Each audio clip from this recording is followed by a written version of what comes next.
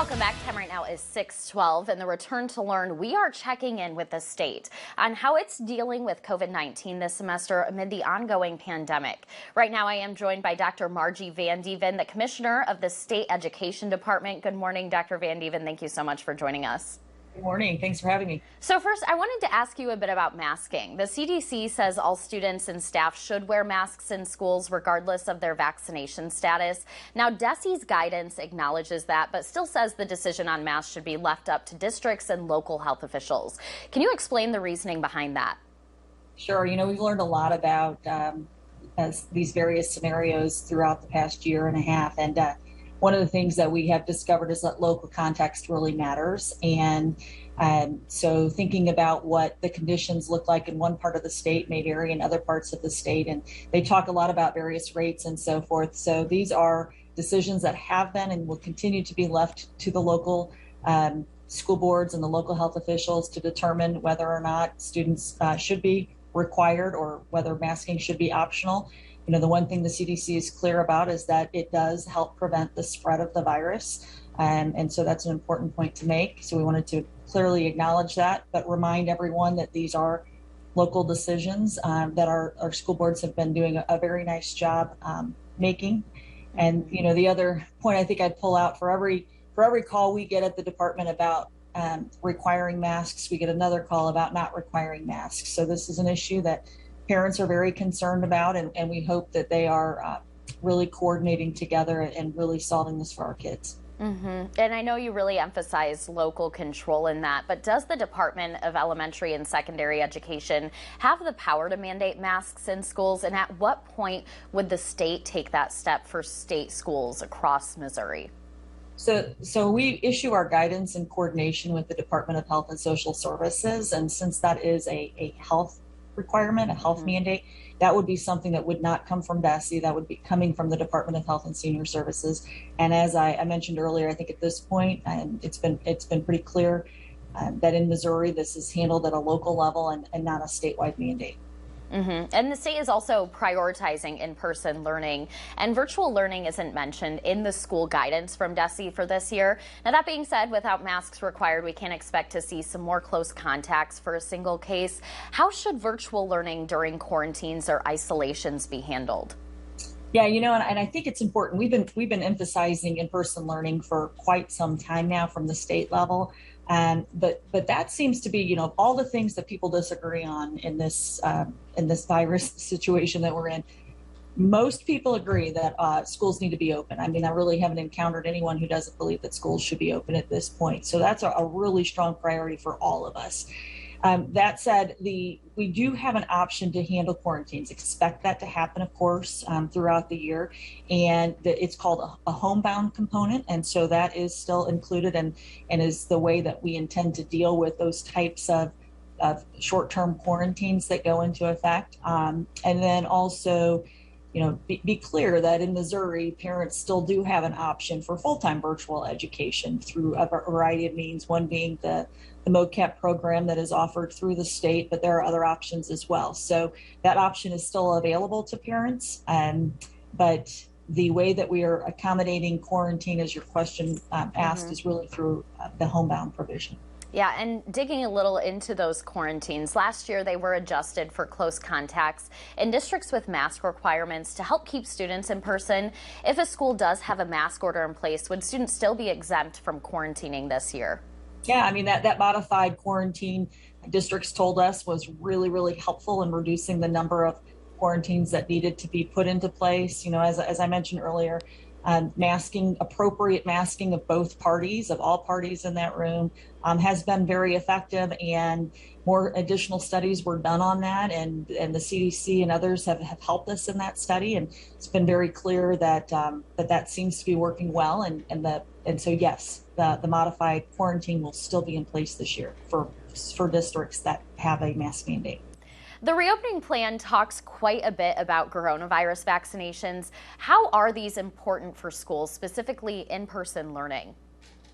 Yeah, I think primarily we understand that the vaccine is important because it does prevent serious illness. So that's primarily the concern there. But, on a practical practical application of that, it just gives us so much more flexibility. So we were talking earlier about modified quarantine for masking, for example. This even takes that a step further. And our teachers were really asking for the vaccine, and it prevents, once you're vaccinated, you monitor symptoms, but you wouldn't be required to quarantine. That's really big for our teachers. It's very big for our students in the classroom.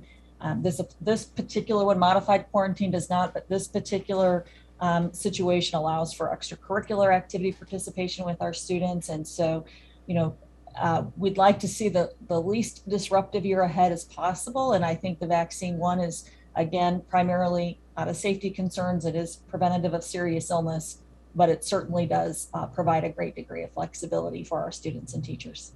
And has the state education department heard any updates about when vaccines could be available for kids under 12, with Pfizer only being available for 12 and older right now? Yeah, and I really don't have a lot of inside information on that. We're still hearing fall, and that's probably what you're hearing as well. As soon as we do know with certainty, we'll be sharing that information. That's great to hear. And then did the state see an increase in excuse me, that's a later question. I'll get to it in a second. Now, would the state consider mandating the vaccine similarly to how it does other shots if it is given full approval by the FDA in coming months, as we've seen it might be? I think that's a question for the Department of Health. That is, they are the ones who require the current vaccinations for schools, and so they're probably looking at that right now to see the next steps moving forward. Yeah, that's great to hear. Now, there's a lot of also uncertainty surrounding the Delta variant, which has shown to be more transmissible than the original virus. We've also seen reports that the number of children in hospitals is increasing, and that's in the state too. How is that impacting return plans? Yeah, we're just going to have to keep watching each of these variants as they come forward. None of us wanted to be in this position at the start of the school year. I can tell you that. I know earlier in April, May, a lot of questions. Do you think schools will return with masking? Do you think that'll be a topic of conversation? At that time, we just didn't know.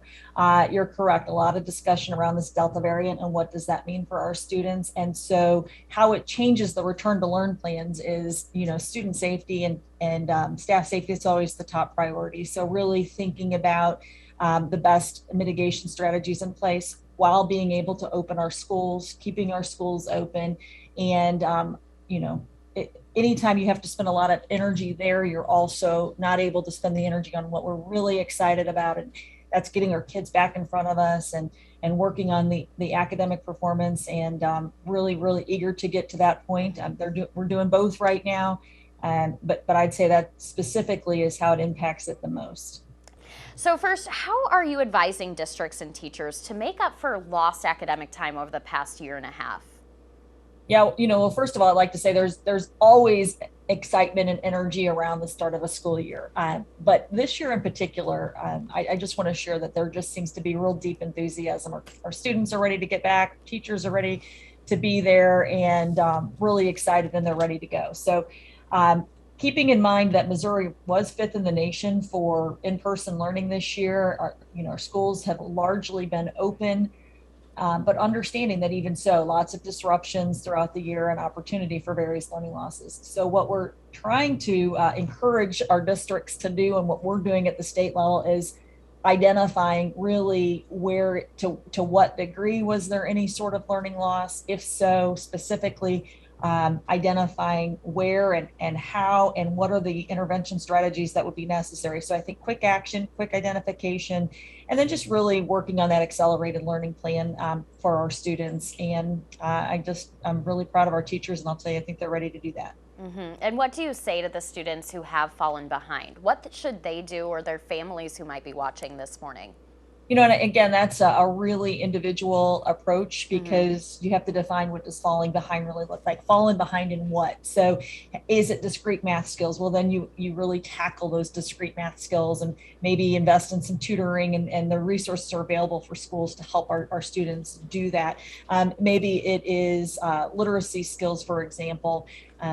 Parents reading to their student or to their children more, are really hunkering down on what are those literacy skills that are necessary. Sometimes it's social skills, and so that involves a whole different approach, like identifying what it means to have fallen behind, And then remembering that learning didn't stop just because the school doors themselves may have been physically closed or quarantine may have occurred. Students learned a lot this last year and a half. So really also identifying where have they really advanced. And, for one, these 21st century learning skills that they may have acquired, learning from home or doing things differently, how do you take that and really magnify the gains in that regard? So not thinking of it in terms of total loss, but really identifying where are those things that we need to really tweak and move forward on. What are those things that we excelled in? Because again, some students did very, very well, and we're concerned about those who were not exposed to the classroom for quite some time. And we'll make sure that our teachers are equipped to continue to serve them the best they can and move things forward. Accelerated learning is the key, and looking forward to the school year kicking off to do that. Yeah, and did the state see an increase in any summer school enrollment compared to previous years? We saw an increase in the number of LEAs, local education agencies, districts who were offering that. It's a little early for us to tell whether or not there was a steep uptick in enrollments, but I think you will see, or anecdotally hearing, there has been an interest in summer school, a lot of interest in summer camps as well. Again, if you're focusing on making sure your children have that ability to interact with others, that seemed to be a big focus of the summer. So we'll have a better sense of that come fall as to what those numbers look like. All right. Thank you so much, Dr. Van Dieven. Unfortunately, that is all the time we have this morning, but you've provided some great insight for this school year. Thank you so much. Well, great. Thank you so much.